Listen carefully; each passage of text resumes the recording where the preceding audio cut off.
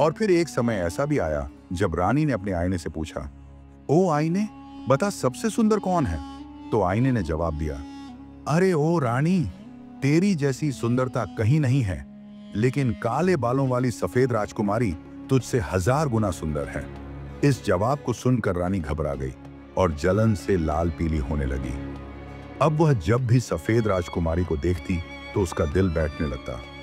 वह उस भोली भाली लड़की से केवल उसकी सुंदरता की वजह से ही नफरत करने लग गई थी।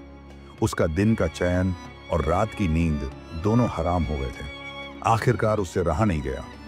एक दिन उस रानी ने अपना एक दरबारी शिकारी को बुलाया और उसे हुक्म दिया कि उस सफेद राजकुमारी को जंगल में कहीं दूर ले जा और मार डाल, और उसकी कोई निशानी लाकर मुझे दो, जिससे मुझे विश्वास हो जाए कि तुमने उसको मार दिया है।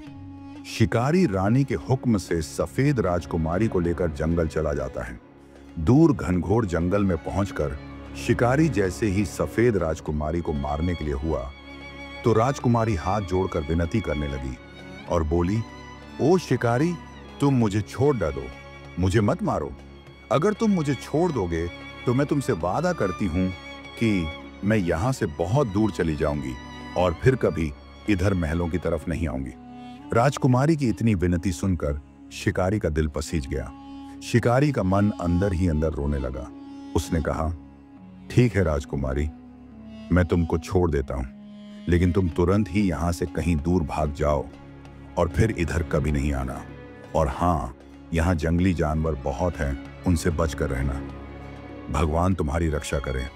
यह सुनकर राजकुमारी वहां से चल देती है और वह शिकारी रानी के लिए राजकुमारी के मारने की निशानी के तौर पर एक जंगली सूअर का दिल निकाल कर ले जाता है और उस रानी को सौंप देता है।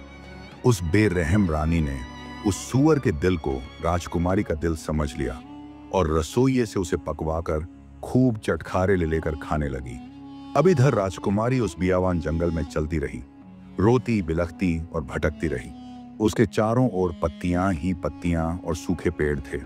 आज उसे कुछ नहीं पता कि वह क्या कर रही है और कहां जा रही है। रास्ते में उसे कटीली झाड़ियां और ऊबड़ खाबड़ पथरीला रास्ता मिला, फिर भी वह चलती रही। राजकुमारी इस आश में चलती रही कि शायद कोई मदद करने वाला मिल जाएगा। कई बार उसको बहुत से जंगली जानवर भी मिले, लेकिन वह उनसे बिना डरे चलती रही।